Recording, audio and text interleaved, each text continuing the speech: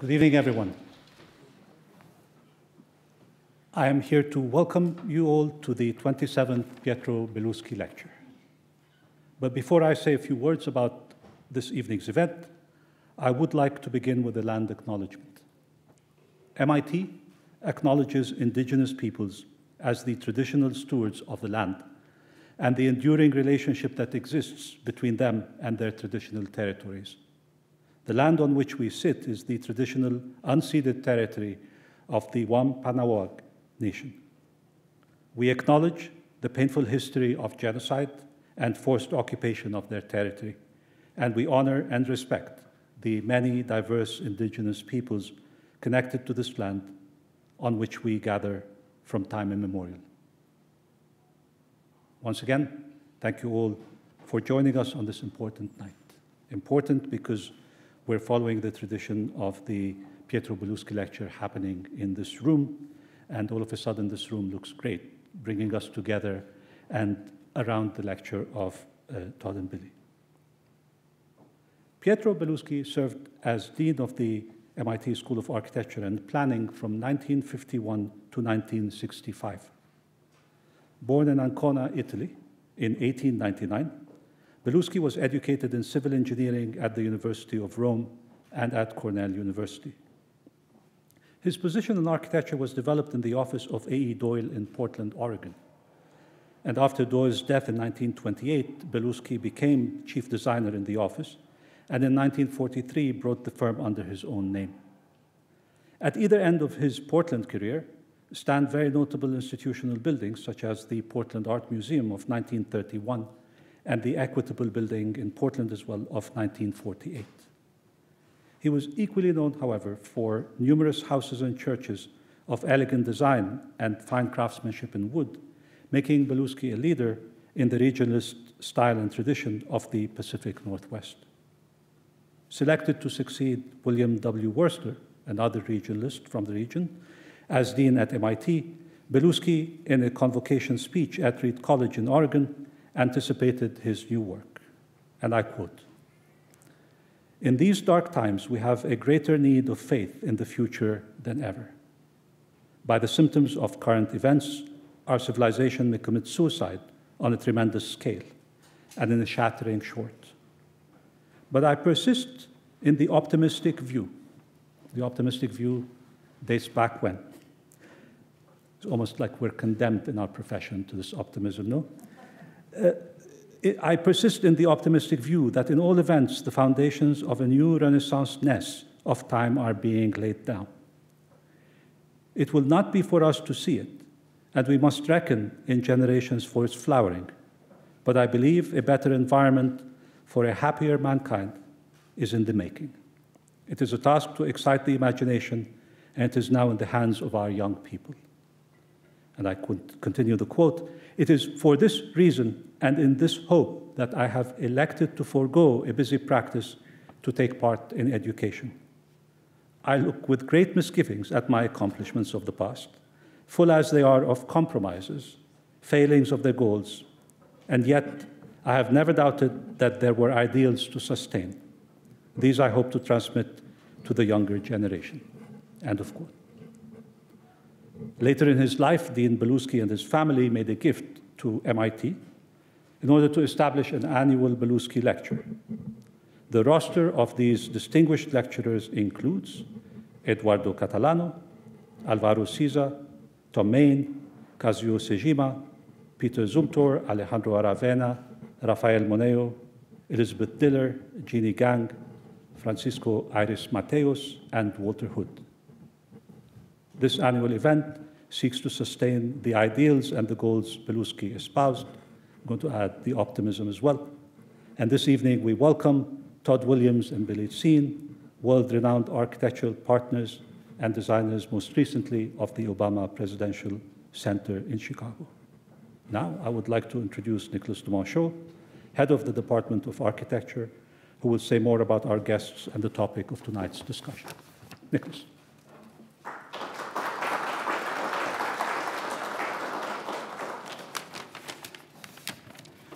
Thank you, Hashim. Good evening, everyone, and thank you all for coming, and thank you once again to the Belluschi family for their support, which enables us to host Todd Williams and Billie Tsien tonight. First, because this is what I end up doing as a department head, a little bit of logistics. As you entered the lecture hall this evening, you were given an index card. We're using this confusing and awkward system for questions and answers because what it does is allows our online audience to participate on an equal footing and have their own questions answered and posed to the lecturers. So please jot down any questions throughout the presentation on your card, and these will be collected towards the end of the lecture and form the basis for the concluding discussion. With that, let me introduce Todd and Billie. There's a tradition of these moments of saying when you first met them, and I have two different answers to this question, really. The very first time I met them, in my own mind retrospectively, was on my daily walk in graduate school past one of their earliest projects, Feinberg Hall at Princeton. I should actually say detour past, as I would regularly go out of my way to encounter this intense, provocative, and ultimately generous building and try to understand it better. Of course, the artwork conveys the artist. It was then my great pleasure immediately after graduate school to be introduced to Billie Tsien when I had what was likely the lowest ranked fellowship at the American Academy in Rome, and she was a distinguished resident.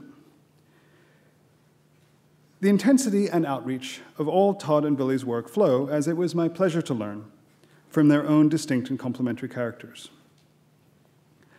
I met Billie first on an early morning walk and talk lecture to the tomb of Augustus, a home for cats and pigeons and an emperor surrounded by a 1930s fascist colonnade.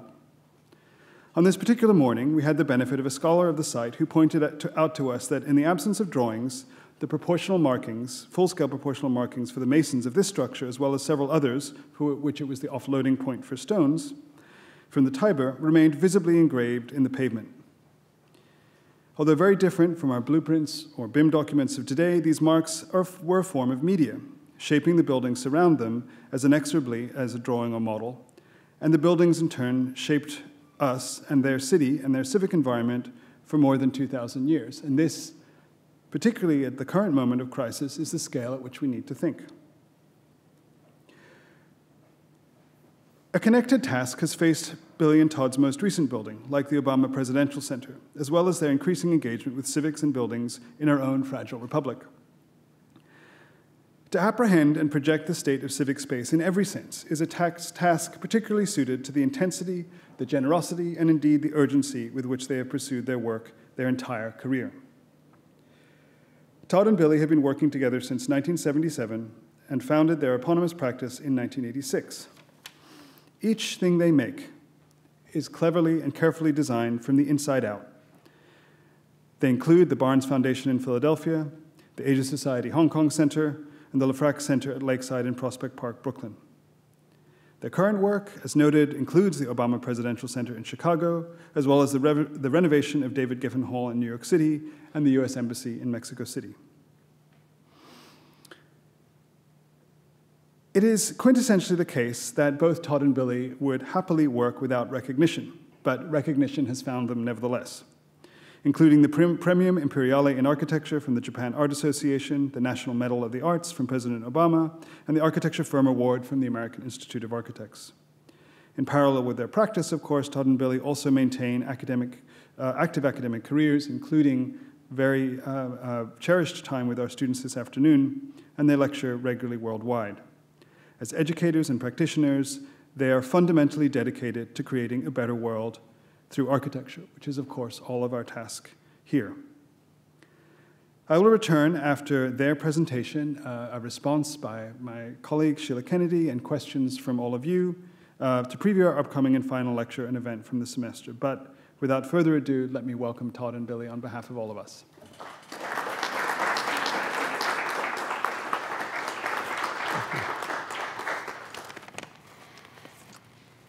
Well, thank you. We are really, really thrilled to be here. And deeply honored by the Belluschi lecture. It's a person I've long admired and continue to admire, and we're thrilled to follow in the footsteps of those who've come before us. So thank you. Thank you both. So Tonight we're just going to talk about one project, which is the Obama Presidential Center. But before we start talking, we thought we'd talk about what we believe in. And I think it is, there are a series of things that we continue to say to ourselves, because this is really the point at which all of our work starts. And the first one is the most important to us, which is to be of service. It's not up on the screen. Nope. Oh.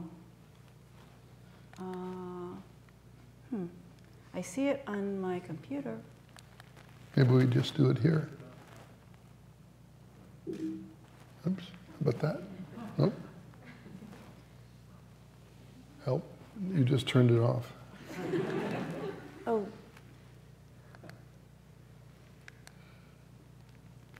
Maybe we need someone to be of service to us. Okay, well, maybe you don't well, need... maybe we'll just talk. Are you there? I think we're sorting it out. Okay. Okay. It's being fixed right. Okay, let's go back then. Okay.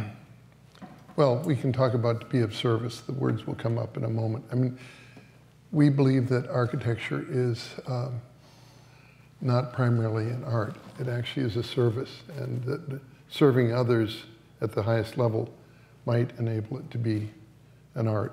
But inherently, it's not a service, it's a service. It is we're helping people to make, as Nicholas said, a better place on this earth. So we enter the profession, we enter our work with some humility. I think the next belief that we have is that we begin from the inside.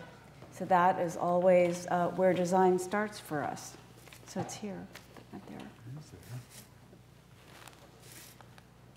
Then the next one is to honor the land. And more and more, I think, our buildings are quieter in the landscape. But I think they're more rooted. They've always been rooted. Our desire is just to make good marks on the earth and to make sure that those buildings grow from the land rather than standing on the land. And then, as Todd said, when we're trying to be of service, we're trying to solve problems. And they're both the problems that people bring to us, but we're also trying to restate the problems in our own terms so that they're both and. To keep asking questions. So I think it's one of probably the thing that's maybe most frustrating for people who work in our studio is that we keep asking questions. But I think it's a way to keep work alive, even as we're producing the drawings that will make the work happen. You did, when we started out, see the image of the studio. It's a little smaller now, but we have the idea that we're all working in one room and that we work as a family. So them asking us questions is a way by which, and we asking ourselves questions is a way by which we can keep the conversation alive. And the final one is to transcend. That is that if we do all of these things well, we want to imagine that we might transcend. We don't assume we can do that. The work does that. So as I said, we are going to focus on one project, and that actually we have to wait for the image to come up. So the way, let's just talk about this for a moment. The way we thought about this is that... Oh, it's on the side. Oh, that's cool. That's good. Is that the way it works here? Okay. Well, I can see it very well. Okay. The way this is the first time the building is finally under construction. Literally, about a month and a half ago, we did groundbreaking, and after nearly 5 years of work, the building's under construction. So what we wanted to do is start with the least interesting aspects of the project to us, which is imagery. And that's what we've had to present. So this is a video that has been done by the Presidential Center, not our video of the building and the site. As we look at it move around, it's a sort of fly-through that shows this is a nearly 20-acre site in Jackson Park at the edge of Lake Michigan. Pardon me? They want us to pause for a minute. Okay. So I'm not Okay. sure how I pause with this. Do I hit the green button that turns I everything think off? we don't do anything here. Okay. Let the experts do that. Do the Okay. job. Sorry Well, about that. no, it's good. I like One of surprise. the first things the staff told me when I arrived at MIT was that the T in MIT is silent.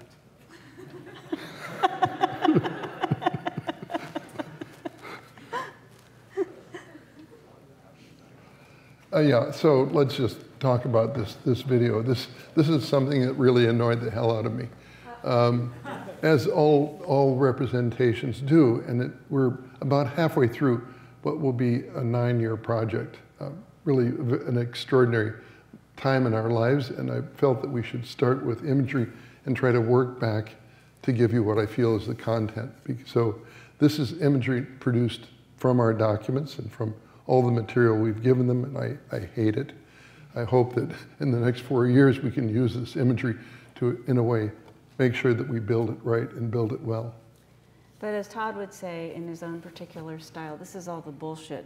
So we thought we'd put the bullshit in front, and then we'll talk about the building and how it's actually being built. Yeah, And thought and about. we'll find out the truth in about 4 years. So it's been an amazing experience, much longer than we thought it would be, they thought it would be. But it's been an incredible journey. And I also want to say that the greatest pleasure in architecture for me is the process. The 30-person studio we saw there actually is right now exactly 30 people. We do all of the documents.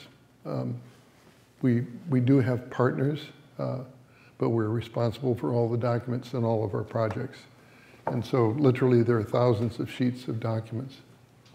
So we'll hear more bullshit images. But this is, we can go back. Should we do go the back to fly-through the once, fly-through? yeah. I'll see if I can watch what the hell's going on and tell you if you can. Okay, this is actually, I Guess wish we what? could It's stop not- it. This is it's part not of the flying. original. It's be cool. Okay, this is the Jackson Park and this Olmsted and Boxes Park, and what we see is approximately a 20-acre site on which there's a tower, and we will fly through. We're looking north to Chicago there, as you might imagine. On the right-hand side is the Museum of Science and Industry, which was the only remaining building in the World's Fair from 1896. And in the distance on the left, Chicago, the University of Chicago. So I It's actually stuck. don't know how to start Make this. it go. Okay, well, screw it, we're done. I've had it with this thing. Let's move it to the next slide. All right. Okay, we're done. Oh, Okay. do the goddamn fly through again. Okay. Our buildings, there are at least 4 buildings on the site, a 450 car parking garage, all of which is buried from this side, which is to help people use the park and get over to Lake Michigan. The tower is clearly the iconic element. And then we have the Stony Island. This is the round element. There is the end of the axis of the park. Here we're beginning to see the buildings in a way emerging from the landscape. We're working with Michael van Valkenburg on creating this park, which, as Todd said, is about 20 acres. This building down at the bottom is still not part of the project, although President Obama wants it to be. He wants a place where kids can play basketball. And here we are looking at the park and the playground equipment in the park, a lawn that will seat 5,000 people. And then we're looking at a garden at the top run by the Chicago Botanical Garden. It will be a productive garden growing food. And So that whole sense of kind of imagery is to give you an overall picture, and then we're going to just show some other images that were produced that are talking about the interior. So this is as one walks into the space. So, and it has changed. This is at least 2 years old. But there is a primary stair on the grade that takes us to a lower level. The lower level has 5 different gardens that are at that level. So, and this is entirely public space. No one pays at all to get into this. We're in one of the gardens. At this time, Michael van Valkenburg is the landscape architect with his team. We work closely with him. And then this is the plaza at the top, So place where we're working actually with Martin Poirier on some of the design of this plaza. So one of the things that the building does, and it was a real struggle for us, and we'll talk about the struggle, is they wanted something that felt iconic. And our first thought when we were in this competition was to make something that was very quiet. But in the end, they asked for something that had a different kind of presence. And when somebody asks you to do something like that, I mean, things maybe become iconic, but you don't necessarily think about that, at least we don't when we started to design. The rest of the program, which is actually in many ways the most important part of the program, is where classes and group meetings and seminars are going to take place. And that's the low building that borders the courtyard. And on top of it is the park. So the park comes up over the top. And you can enter from the park side and not really know that there's a building until you get to the roof. That is all evident to come. Okay. Oh, these are more images. Yeah. Don't get done with these Finishing things. with the images. The So- public library branch here. Which is a very important part, will be a very important part And of then the a view program. from the top of the library at the sort of iconic building. Now we'll begin to tell you the story. Okay. Well, I wanted to read actually what Nicholas wrote because it was very moving, and this he wrote to the whole community, but it really was a very powerful, very, very powerful words for us concerning January 6th. Flawed and fragile, grand and strange, the U.S. Capitol building stands in for the imperfect architecture of this democracy.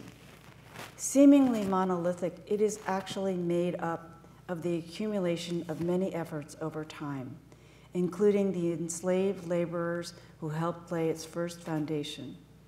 During the Civil War, President Lincoln insisted on holding back iron and steel from armament production in order to construct the enormous Capitol dome and unify the House and Senate wings, as well as previous structures. Like much of the work we must do as architects and citizens, this construction was an act of defiant optimism, and thence our title. And in this spirit, we must continue to reframe and remake its architecture and that of our democracy as a whole. So this is a story of defiant optimism and imperfect architecture. The first presidential library was FDR's, and this is a short excerpt. I hope it'll very brief one. This is FDR himself at his home. It may or may not work. It didn't work. Clearly, Why don't you push that little thing there? That No. little- It's on, it's here. right here, if you would go over the video. yeah. Okay, thank you.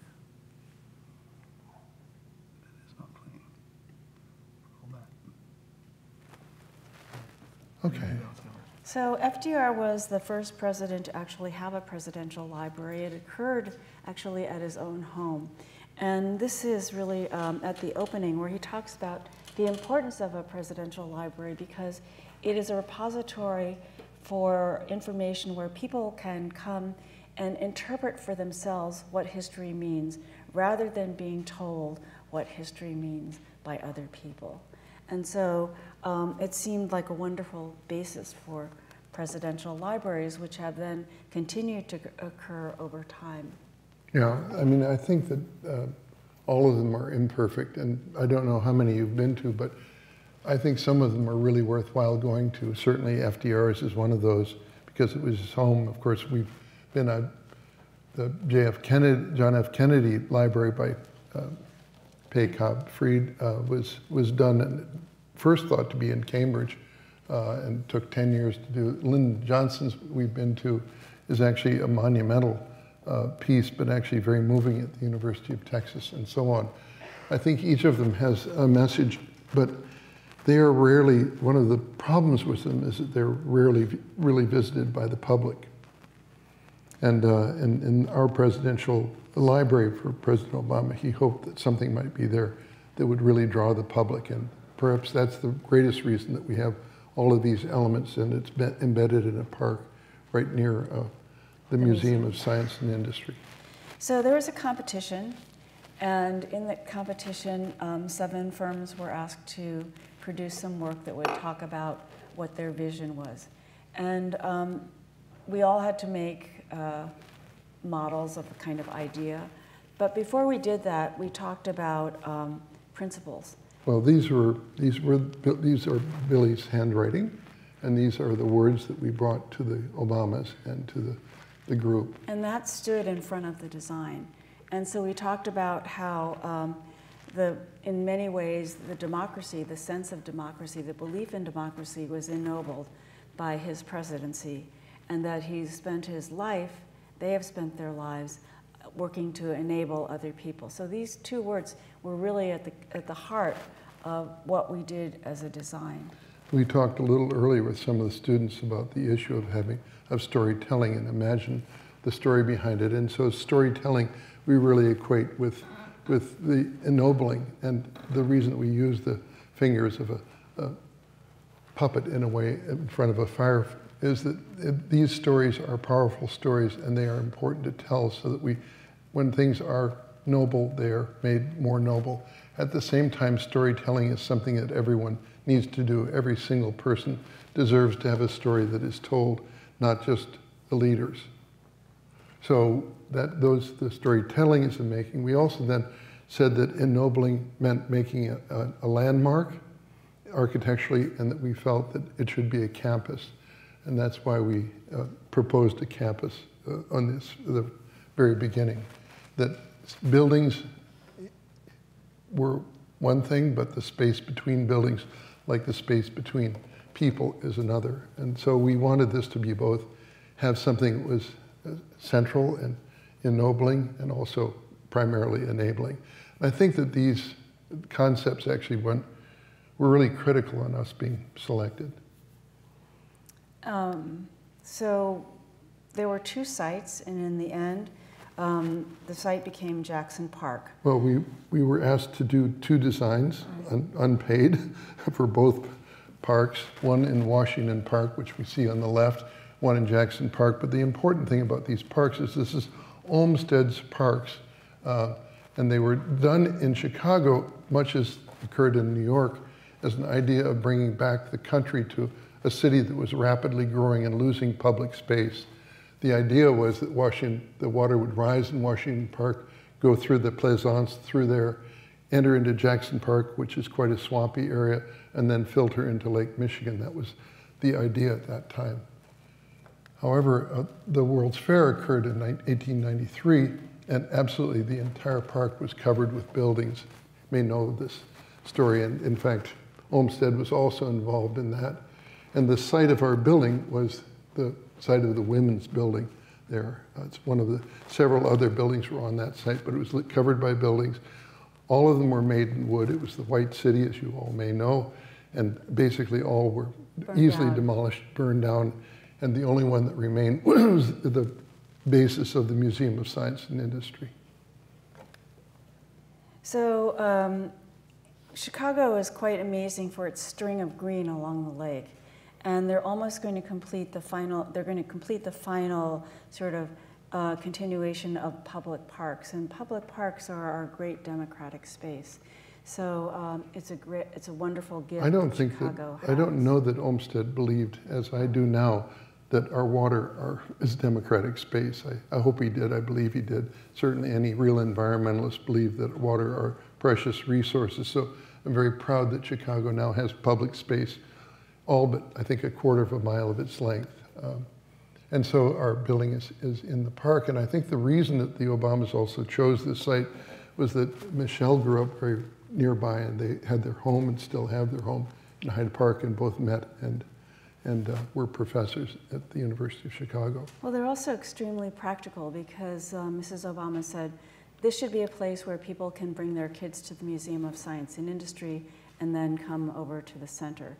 So I think that there were, as Todd said, one of the problems with presidential libraries is that they're often in places that are sort of difficult to get to. So they're really trying to think about how this becomes part of a more daily life for people. Well, let's pause for a moment. One of the things that you may not know is that every one of the 7 competitors the Obamas, who are amazing people, as I can promise you, as you probably know, they decided to take a day on their weekends and to invite every one of the 7 architects to spend an hour with them in the Oval Office so that they could give each of us their vision of what the presidential center should be. And we talked about the 2 different sites. We felt, as at that moment when we heard her speak about it, that she probably was more leaning to this site. Why? Because she talked about the importance of children coming with their families and being able to play and then perhaps go learn something, as their daughters did at the Museum of Science Industry did, as she did. In fact, her father went to school right across from the site. So we had a we suspected that might be the better site, but we nonetheless did equal projects, both of which were campuses.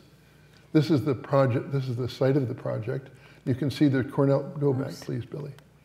That Cornell Drive is a 6-lane road that exists even today. They were narrowing it, but we had believed that this park would be much better used if we could get rid of that drive, and so we've strengthened Stony Island Avenue and also Lakeside Drive. So the traffic signals have been changed. We've removed all of this to create a site. The running track is being moved opposite the Stony Island Avenue School, that sign, which is where Michelle's father went to school, and which is a fine school, and which in the future I think will be an even better school. So the project moves the track out, removes the asphalt, and one of the many reasons it's taken so long for us to get this forward. Okay, sorry. No, that's okay. Good. Okay. So we did have to produce images for the competition after we produced the sort of ideas. And this was an early idea about some building called the Platform, and our belief that it was a convening space. And the site plan then... a beacon of light, too. Yeah, a way of... Yeah, it was a convening space, and people would have seminars up there talking about democracy. This was our site plan as part of the competition. We believed it would be made of different buildings. The platform you see is that glowing one there. The image actually came from the other Washington Square project. There's the Forum. We thought there should be a building called the Forum, and we can explain that later. And then we knew that there would be a library, and we didn't realize that the actual materials of the presidential library would not be stored on site at that time. But that idea of the library, that was actually the biggest part of our proposal. But this idea of a platform or the beacon, I think, 2 things were sort of really important. One was this idea of something at one end, something at the other end. And indeed, one of the things that was going to happen was this idea of potentially a parking garage. So what you're looking at in this image from our competition was this library when we thought it would actually have material in it. It's actually being digitized, so they're not banker's boxes. And in fact, we thought it would be buried beneath that hill and that the parking would be elsewhere. We thought, no, there shouldn't be no cars on this site. However, we were disabused of both these things later on. The president later, and these are sections that we presented at that time, you can see that we did have an idea of courtyards that were below grade and primarily trying to emphasize the surface on which we walk, the Mother Earth, as being primary. The president actually told us that he really liked a lot of, when we finally met, he said, we'd like to look at the other competition entries with us, and we did in fact walk through a vast space where we saw them. Sort of pointed out that we were a little embarrassed because ours was clearly the cheesiest of the bunch. But we're the only ones. We're the only ones that produced the idea of a campus, and we're the only ones that had this idea of space being engaged in the same way. I think that it ultimately is. Yeah, He said it could be a little bit more iconic, you know. I mean, one of them you may know was a giant O, so I'm not going to say what that is. Obviously an iconic form, but I do think that they were more iconic, and I think he said, or other people began to tell us that perhaps there should be something that's more iconic. In fact, we had put up the idea of what is iconic, and actually that building we just saw was sort of a dog. Yeah. Well, you know, it always is, and hopefully becomes less so over time. So once again, going back to what Nicholas said, the seemingly monolithic It is actually made up of the accumulation of many efforts and over time. And so that really has rung a bell with us, because there's been a huge focus on the stories of others and how the stories of others become a light for people and a place, the shoulders upon which other people can stand. Well, we spent months trying to understand what iconic would be. And we eventually, whoops, what happened? We're back. Can you get the next image? Oh, we lost our, there we go. Go. Okay.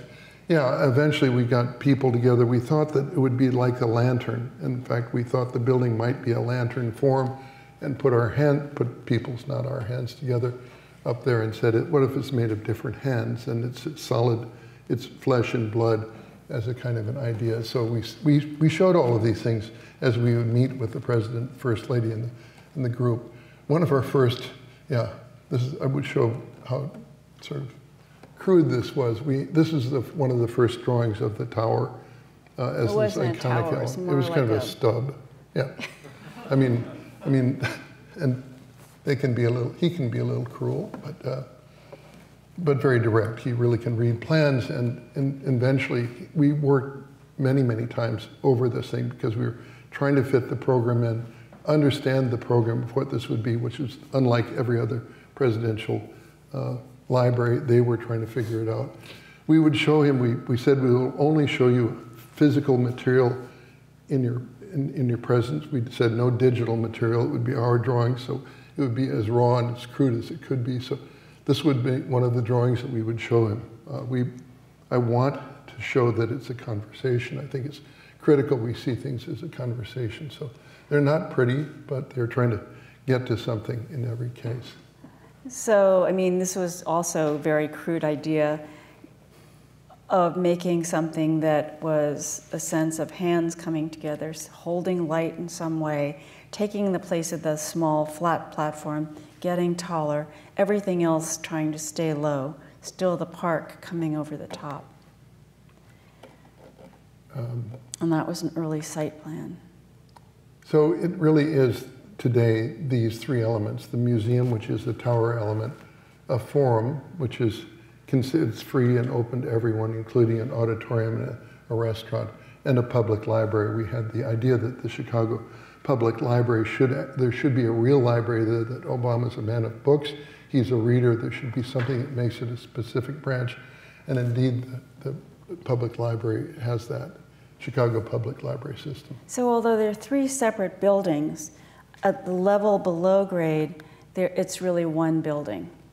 And those areas that you see that are green are courtyards that bring light down to the lower level. And the gray areas are basically the service. So in fact, one has a giant service corridor and all the buildings that serve. The yellow areas, which are all the public spaces.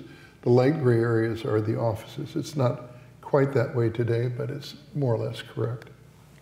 So then above grade, what you see shaded in red, those are the three separate buildings, so that they read still as three parts of a campus that are located in the park. And you can see there are offices and there are classrooms that interface with the public hallway through there. There are studios for learning music production. There's go back, Billie, please. There's a changing gallery there, and there is a cafe in the lower level. Again, these are not quite up to date. And on the first level, basically, we see there are three buildings, one of which is that light yellow building, which actually is buried into the land. The center building shows an irregular auditorium and a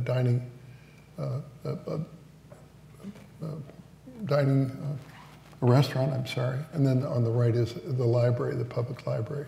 Again, the dark gray is service. All trucks, large trucks, come in from our underground.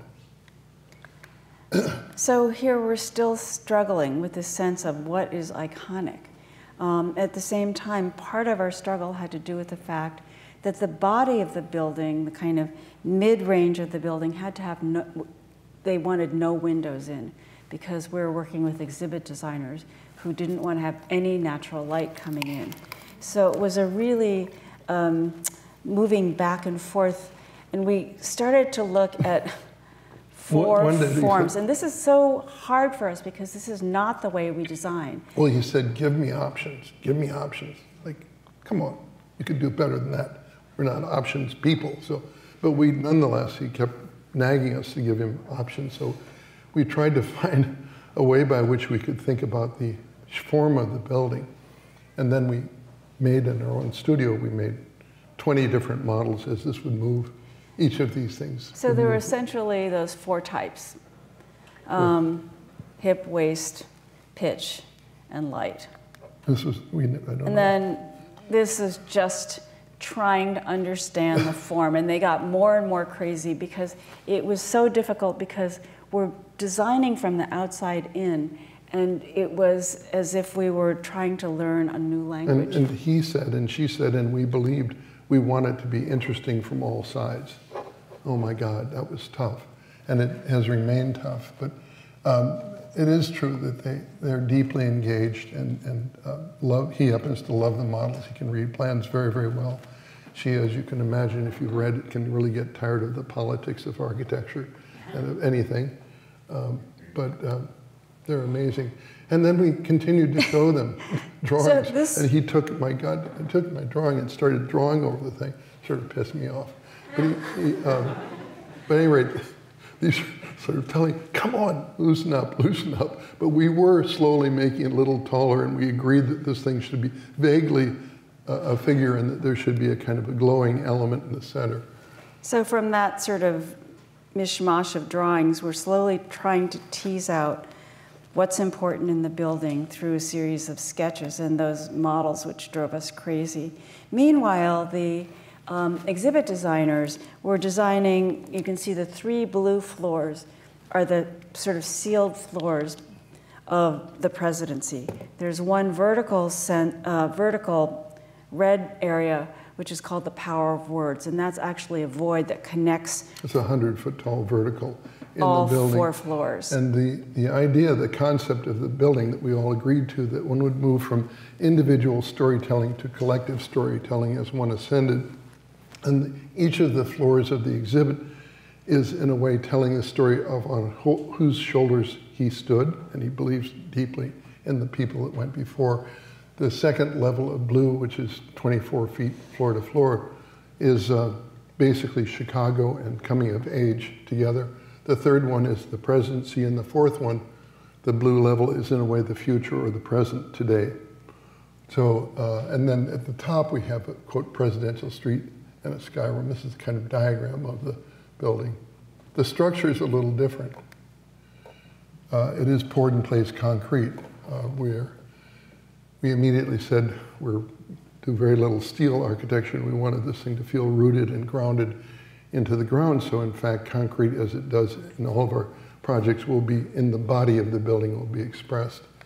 And then we got into some arguments over how one would get up there. So we have each floor there are escalators that only go up, and stairs internally, combining all of these things. This is out of date, but more or less correct.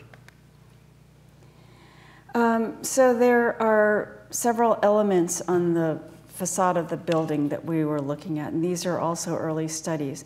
One of them is words, and the other one is a kind of bas-relief. And the whole word idea kind of came from a desire to it first was really just a sunscreen. Well, it was also a decorative sunscreen, and we said there's a history, and he, of course, believes in history, and the idea of ornamentation at the top of a building, and we do. So we had that. Then we also have this element here, which isn't actually an opening, but is a glowing element in the center. We studied that. These are all separate studies. Yeah, so that really came from his desire, and even he couldn't persuade the exhibit designers to have an actual window there. So we're making, this is a kind of light box. And here, studies of how to change the shape of the building. he and Mrs. Obama were very concerned that the building feel different from every face. We had already designed all the elements of the building. We began to cut away areas of what we felt was fat, and then to, in a way, carve the building to show the tightest possible envelope. He kept on referring to Brancusi. So we're trying to find something that felt carved from a solid. Well, we disagree with this reference, but you don't really say, hey, Brancusi made crude. So this is a rock that we got when we were in Ethiopia a number of years ago. And this also is kind of an inspiration to us that we showed him a little piece that's like this. But we wanted this thing to feel rock-like and solid and yet iconic and be, in a way, fascinating, perhaps from all sides. Here we are making models in our studio, trying to think about what this screen would be. I don't think we had the words on it at that time. No, at that point it was really a sort of sunscreen for these outward-facing public spaces that wanted to have more windows. And then we were just using nonsensical words and said, you know, come on, let's get some text going. and indeed, it did happen. And I think this was a kind of positive moment. We finally got the text going, and then we decided how we would work this. And we were working with Pentagram here. And of course, we wanted it to be a freestanding screen, so we used the idea of working with Pentagram of what ligatures are, which are horizontal lines that help to create sort of a structure. And eventually then determined how many words would be on the thing. That was not our choice, but we kept thinking about the words and felt they needed to be meaningful. So here we are. We still don't have. Let's see, you are America. Yes. This is. So we're beginning to make structural diagrams of how we take the load and drive it vertically through this tipped sunscreen. So there's the pretty picture of what you want it to be. Then there's the figuring out of how you make it happen. And so this is also very much about the panelization and how these pieces would be put together. Or even made, because we didn't know this. We determined it would be of high strength, high performance concrete, and then began to send out to several different people, say, how would we do this? And how would things come together? In the end, there is a stainless steel rod that runs through this material because it's quite a tall piece, but largely it's all the ultra high performance concrete. And the ends are beveled so that birds won't perch on the edges. We wanted to make sure the water fell off it, and we wanted the inside to read differently from the outside. The outside has the very different scale. The inside, from the inside, we wanted it to feel intimate. And from the outside, we wanted it to feel bold. So this is a foam mock-up. Billie in Madison, Wisconsin, looking through a foam mock-up. This is our renderings of trying to determine how large the opening was so that one could look out, in this case, to the south, to where the south of Chicago, sort of connecting people back to the roots of the Obamas. So we're really going to we focused primarily on the sort of development of the tower, and we're going to go quite quickly over the plans of the other buildings, and then really start to talk about the fabrication and the choice of materials. So the Forum building is primarily a public building, and it's a place where people don't have to pay, and they can go there on a warm day, and it's sort of like the your beautiful sun porch that Sheila just showed us in the library. It's a place that's when the cafe's open, bring the food out there too. Has the ability to change with the weather, and that building also has a small auditorium in it where performances will be held. So this will be open all day long, and the tower may be open at a different period, and the library will be open at another period. Each run simultaneously. This is we could convince them that public library was important because there's a good library system, but there's nothing right in that area. In that area. So we're working with the Chicago Public Library to do the program, and as well the Presidential Center who will manage that. The library is there.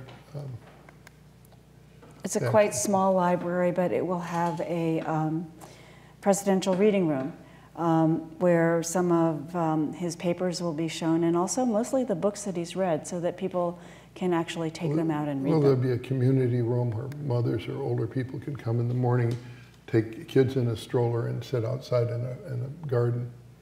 So this is the general disposition of the site.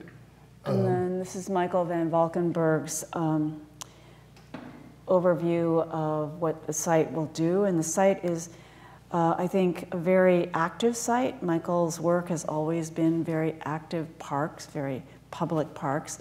So what you see in red is an underground parking garage, which is buried, which gives us the opportunity, or rather Michael the opportunity, to make a hill in what has been a very, very flat park. Well, this is one of the things that made the president happy from day one. He wanted the idea of there being a sliding hill in Chicago, even if there's no snow in the future. But we're hoping.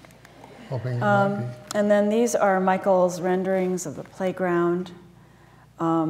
There's an end of the axis, which has been traditionally a kind of garden called a woman's garden, so that will be restored. Well, this is to be a net zero building, actually. And so water management is terribly important. You can only achieve the net zero by buying utilities elsewhere, but otherwise I think it's a highly sensitive building to keeping the costs of the maintenance down, and all in all. So we're right now drilling, I think, nearly 200 geothermal wells.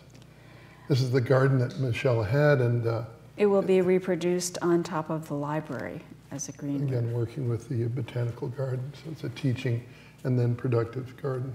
So once again, back to Nicholas. Like much of the work we must do as architects and citizens, the construction was an act of defiant optimism.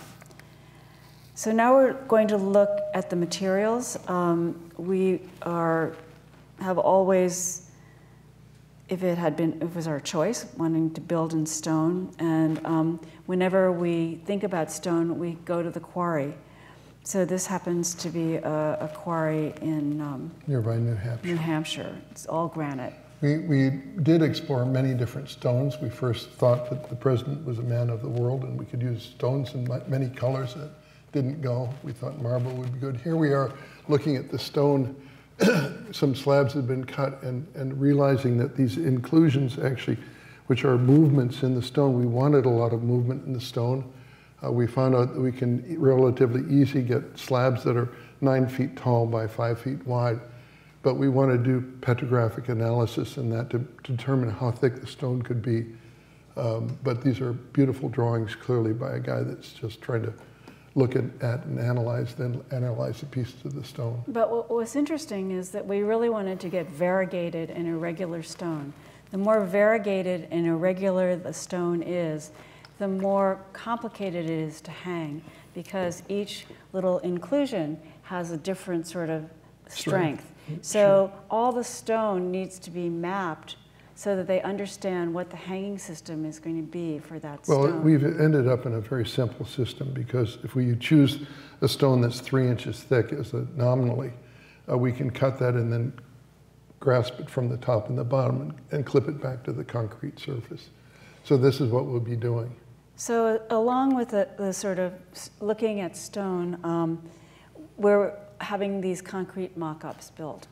And these are being built off-site, but in Chicago.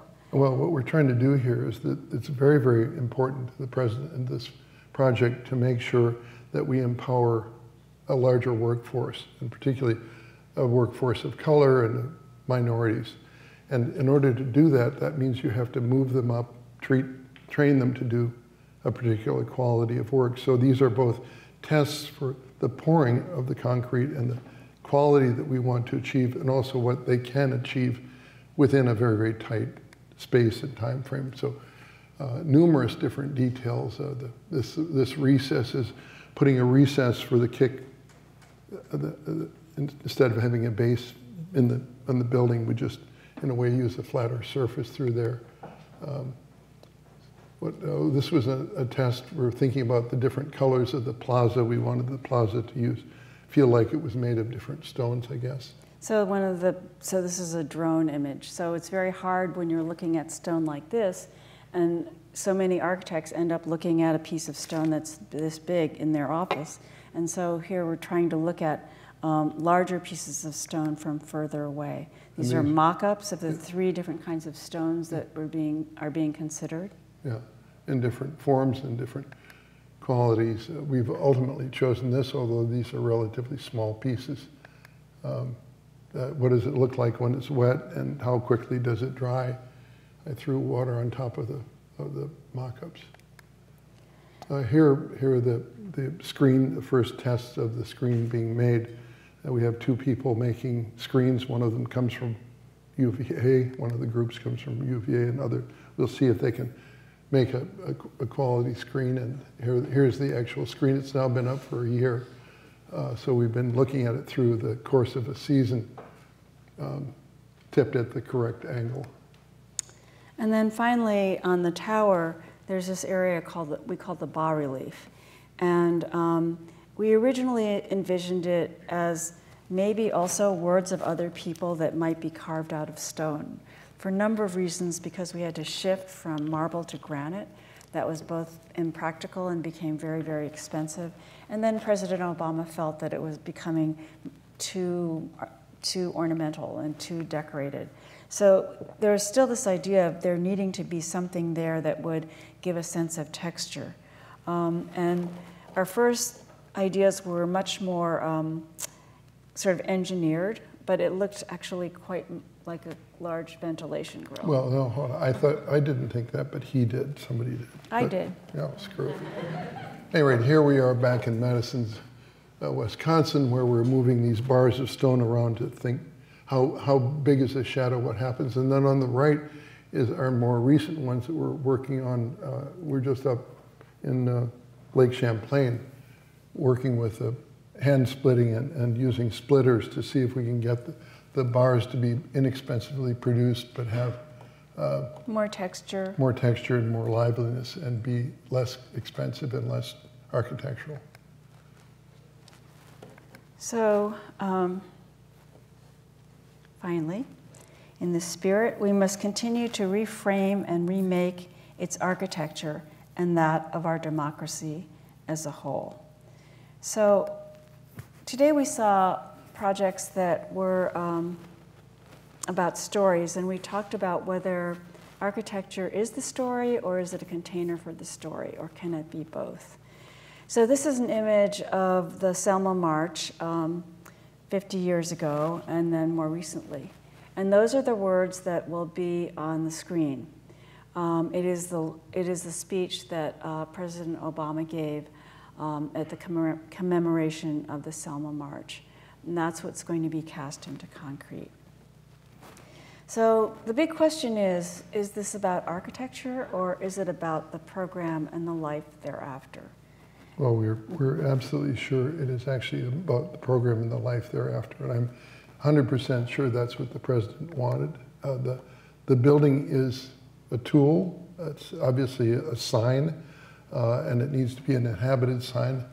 But when he said goodbye to the presidency, he also said hello to going back and trying to quietly work, deeply work with others to empower them. And I think that's what they've been doing these years and have been doing before.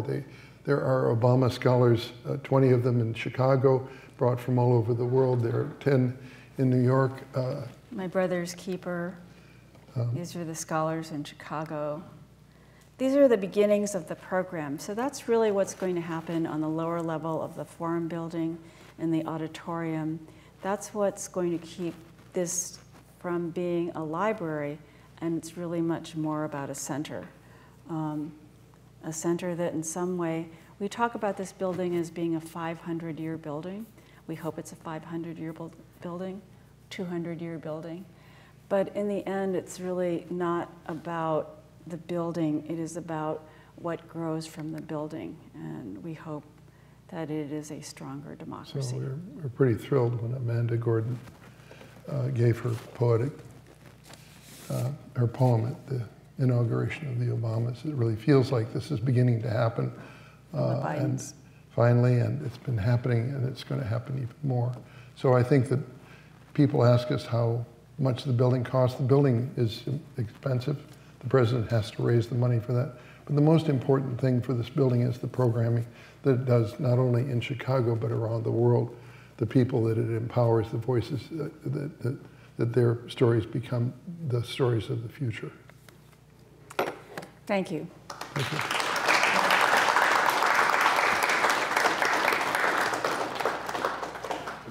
And we may have talked so long, and with our little glitches, I don't know the patience for.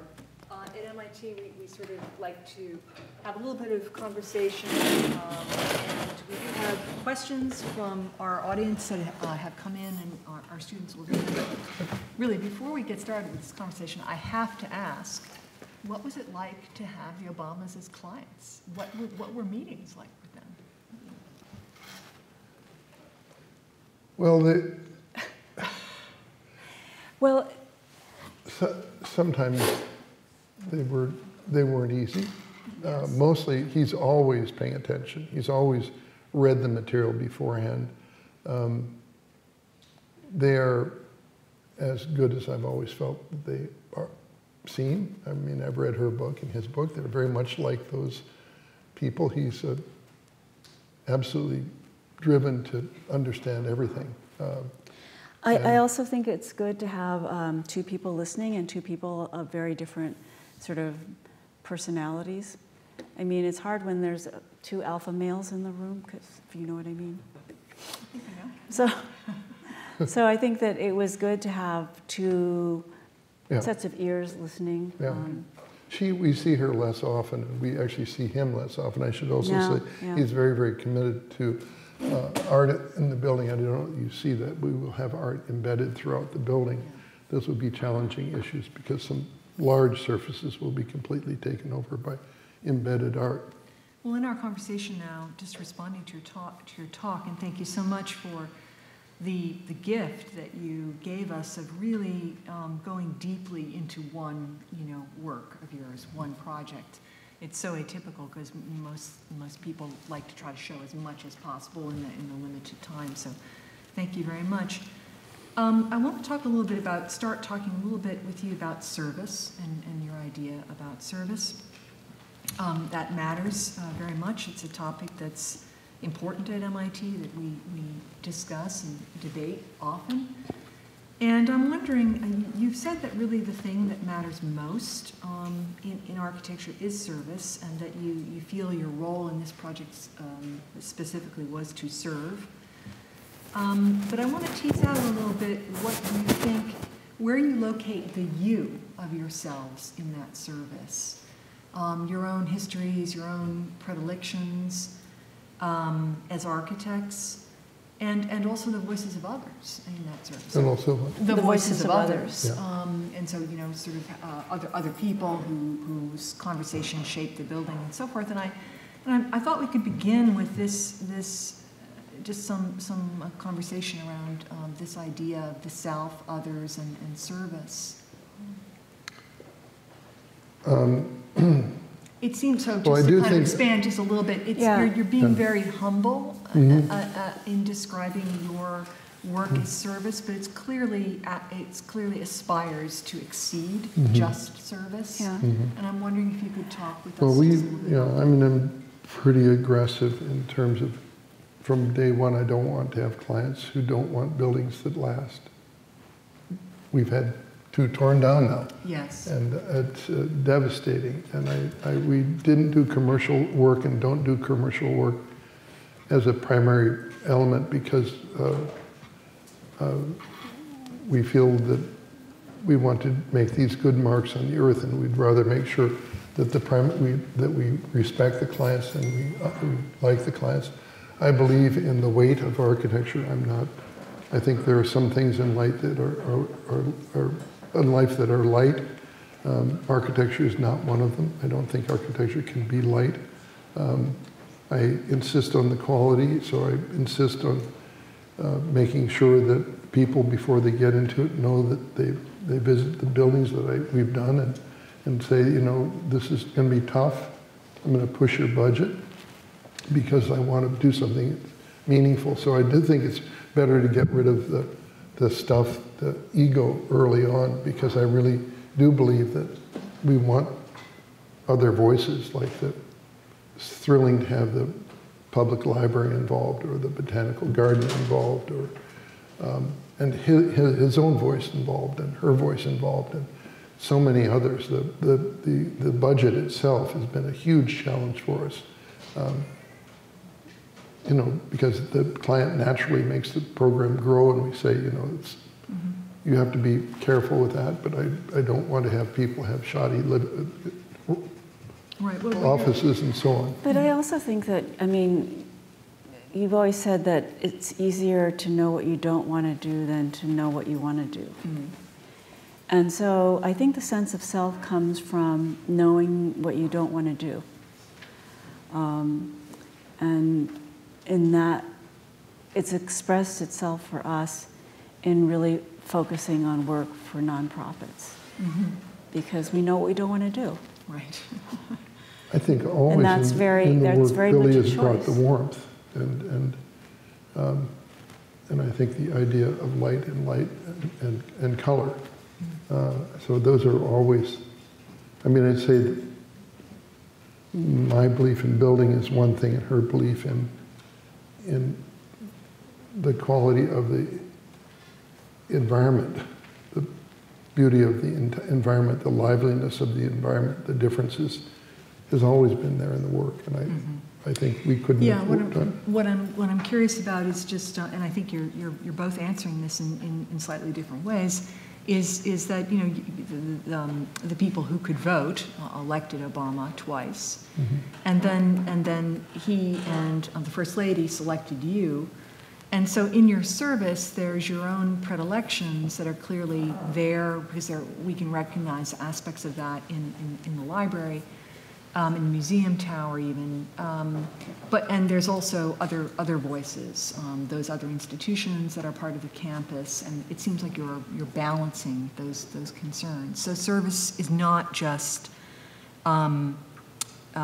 giving way entirely to what someone else might want, but there's some balance between serving the way that fits your understanding of service and your values of the best work you can do for someone. Pardon? The best work you can do. The best work you can do for someone. Yeah, no, that's true, and I think sometimes serving others who you respect means you're doing some things that you didn't really want to do. I mean, I never wanted a tower, just didn't want it. It was very, very difficult for me. And I hated the idea of the parking being part of the project. So, you know, these are things I feel wounded for forever. You know, I mean, I feel like, you know, that came from other people. I don't believe that. Well, let's talk about the tower. It's a prominent piece on the campus. It does strike me that it has some interesting ways in which it relates to storytelling. Of course, there's the exhibit that's designed, and that's telling a particular story. The exhibits are geared to that. But it seems that you're suggesting that it is also making a story, and also that stories are made by people's individual experiences moving through it. So it's quiet in some ways. It is a container, also by its form, I think. You know, it's a vessel-like form. And I'm wondering if you could just comment a little bit on the fact that it is declarative and instructive in some ways, because it has the text, you know, cast and chiseled in concrete on it.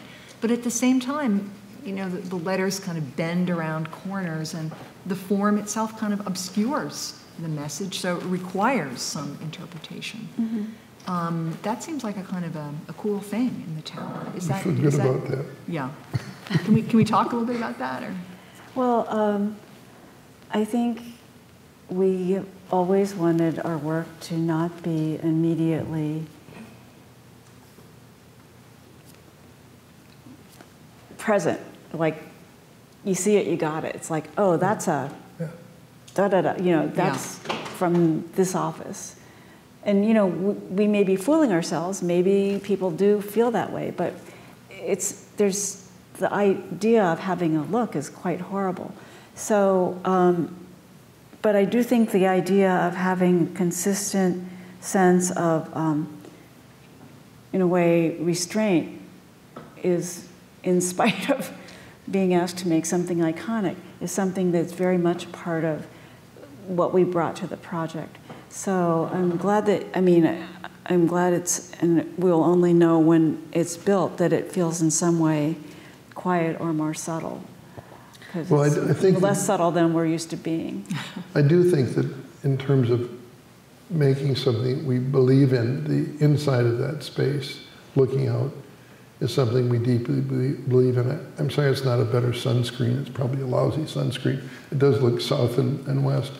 But the idea of being inside a person's words and then having to decipher them, and even deciphering from the outside, I think so remaking the story. Yes, exactly. And as we walked over here, Nicholas was talking about how as a young child he loved the fact that they were blowing glass in the bottom of the building. I do think that the reason to have a lively place is that people's memories are stored there. You know, sledding on the hill, it seems silly to me, or you know, learning how making food is in a public park could actually come to the table. Those are the stories that I think are going to be the amazing stories. And I hope the building provides that. And we did some of that, but we didn't do all of that. And that's why this has been so exciting. Yeah, in your work, you made it clear in this talk and also just from knowing your projects that you work a lot with models. And you work a lot with one-to-one prototypes and mock-ups. And that's, you know, can you tell us a little bit about that process, why you do that? I think it's... Why it's important to you? Well, it both... it's about the collaboration with the people that are going to actually make the building. Yeah. So we have to figure out together what's the best way to construct the building. Yeah. And I think one of the things that is different in the way we practice, and it may be, you know, it's a dinosaur way of practicing, is that we don't do a design and then give it to another firm to be the architect of record and they do the drawings. I mean, I know you guys do your own drawings. And we do our own drawings and we do our own construction administration and we care about the mock-ups. We care about how the people who are making it come together with us in the understanding of how it's going to be made. So it's a very complete thing. So that's why mock-ups, real things, are very important. That's why going to the quarry is really important. That's why trying to understand how you face the stone and watching the guy chip away at it is really important because it's part of the whole thing. I think it's really important that every person who contributes to the building feels pride in their work, whether they're doing the formwork for the concrete, the plumbing, and I just think it makes you're a building that lasts and has the parent and the grandparent and the great-grandparent embedded in the building. So there's many times I don't think we'll be able to do this with this one, is want to actually have the names of everybody who worked on the project that would be great. On the building. Yeah. This would be too many names because it's going on too much, but we'd like to do that. I think it's critical to say, I made that. It's not a machine didn't make that. I made that. I helped make that. It keeps, much as I admire digital work, and this is the first time we'll have done this super high strength concrete, and although we tried to figure it out without programs, ultimately this has been figured out with some very sophisticated programs. Your panelization too, I would imagine. Yeah. We're going to go to our questions. So if you have an index card and you would like to put some questions in, or if you're listening online and you'd like to send your questions in the chat, we will collect those. And I think we have a number of questions that are coming up. So I'm going to turn it over to Caroline and Ariana and Aidan to voice those questions. Well, hi, thank you so much for the lecture. It was really enlightening to hear about your design process and explaining it from beginning to end. In previous writings that you talked about with your design, you've always emphasized the interior spatial experiences over the image and the facade of the architecture. How is it like working on this project which had such an emphasis on the iconic image and those renderings and visuals in the early stages of the process compared to working through it out into the details of like the stone and the materiality? Well, I think one of the things we tried to make clear was this was an incredible struggle for us. I don't think we've ever struggled so hard on the sort of form making. But I think one of the reasons why, at least for me, it felt justified was because I thought there will be people who will come here in order to sort of pay homage to this presidency. And after we're all gone, after he's gone, and there needs to be something that pays homage to the presidency, and probably that's not a quiet, low building.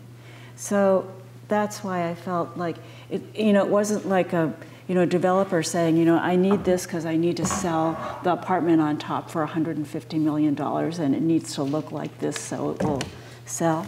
It had a greater purpose.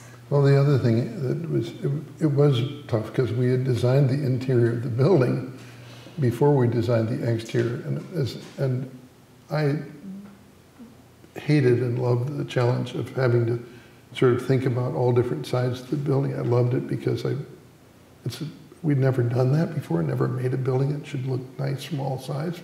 I liked it.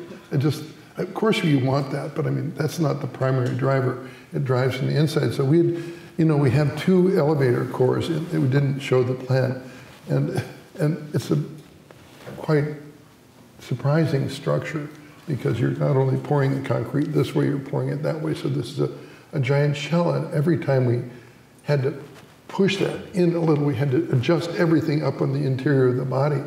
So we couldn't just do things on the outside without rethinking the inside, and it was complete torture because I felt we had figured that out very, very well. And, it was, then we, do you ask for extra fees because you're sort of, I don't even know what to say. It was just horrible. And then when we turned out 20 models in the course of 2 weeks, it was like, just kill me right now. That was the worst. So it was tough. And most of them looked like were terrible. Awful. So ugly, that's why we showed them really small. So yes, it was awful. I don't want to do that. Stop again. talking. I don't. On that note, there's 2 questions asking about your process and the contradiction between your typical workflow and the needs of this client and user, especially thinking about options and how do you work with the several options or a few when you're presenting to your client? What was that? It's the kind of workload. How do you work, with this idea of several options? How do you present options? Yeah. We try to have an idea. We said we're doing this because you told us to do it. And we needed to have logic, so we said, I hope you don't think these are options. This is a mess. But we had to have an idea behind each of them. Then when we actually present options, I think you have to believe in each of the 3. And you need to be able to say why one is different from the other. And I'm comfortable now with having 3 options. It's not the way I grew up. I also think that we stay involved with the project, Todd and I, really throughout the project. So it means that, we need projects to feed our office. And I'm sure that you guys do the same thing. You need projects because you're feeding your office. But at the same time, you can't do too many because you can only be so you don't want to be thin either. And I think, lastly, you touched upon it at the end briefly, but materiality and the tactile experience has always been important in your previous projects. How has it played a role in this project here with the choosing of the stone and thinking about the way that light filters through it, or like the touch of it in the exhibition spaces? Can you elaborate a little bit more on that? Well, there's so many areas where we're thinking about the tactile experience. We didn't show you a stair that's going to have a cast metal wall and wooden treads, and so we're always thinking about, well, what does it feel like when your hand moves down it? So that's a full-scale mock-up. But there are also areas of the building where this is the kind of building where people and kids will come, and there are particular areas where they're going to want to touch it, like going into a certain doorway. So we've also thought about, is the stone a kind of low hone rather than a sort of rougher finish, so that it both, it can deal with the oil of the hand, but also feels right when you're running your hand across it. So I think we're always thinking of how you pass through and move and what the things are that you touch when you're going on your way. Well, we believe also inherent in the way we work and think is there's a warmth and a cool. Warm and cool are two things that we think about all the time. And we believe all buildings need to be both warm and cool. They need to be contemporary and they based on the present, and they need to be historically based. So we do think about that. I'll give you a little story. We're struggling right now with a wood floor that we want to use, which is end-grain mesquite. Mesquite is generally a junk tree, but it has a lot of oil in it, and it's quite an irregular tree. And so we're trying to get the president and everyone to buy in on, and we'll in the next week find out where we're going with this. So we've created full-scale mock-ups of end-grain mesquite floors because we think that that would be like a kind of a very, very dense, because end-grain is super compressive, and then that would feel quite ordinary but have some scale to it and some interest. And we use that where we have concrete floors, moving from concrete to stone. So we're constantly trying to rebalance everything, and then when you get in over budget, you have to start adjusting every little thing. So everything needs to be adjusted according to everything else, and we will surely screw it up. That's one of the reasons. Maybe that should be our ending statement. We will surely screw it up, but we're trying really hard. Well, I talked to the students. Service is doing the best that you can. Yeah, no, I talked to the students about making sure the bar is low enough that you can feel some success in getting over it, and then you raise the bar. But if it's too damn high, you'll get afraid. You can't be afraid. You've got to find steps that take you forward. I feel like we need to be merciful to the students because we've kept you here so long. Well, there are just a few questions that okay. Are we all We're getting cut. We're getting cut. All right. Okay. No, we're not. We can go. I mean, I can. No. All of our You need to have students dinner. Have projects, and our online audience has to live their life as well. But we will say to everyone, thank you for coming this evening. In particular, thanks to MIT's video production teams, MIT's audiovisual team, to Hashim, to the staff of the Department of Architecture, particularly Aidan Flynn, who helped make this all happen, and our communications team of students for supporting the event. We hope all of you will join us, both here and online, for the final lecture in our series this fall, titled Block Power and Environmental Justice. Donald Baird, the founder of New York City's Block Power cleantech startup, will examine the ways in which his firm develops portfolios of clean energy to retrofit opportunities in underserved communities and connects those opportunities to investors seeking social, environmental, and financial returns. As always, the lecture will be held both in person, in this case in our Long Lounge, and live streamed wherever you're watching this now. Please check out the Department of Architecture website for more information and to sign up for attendance. We look forward to seeing you, and we thank you all particularly for spending time with us tonight. Thank you. Thank you.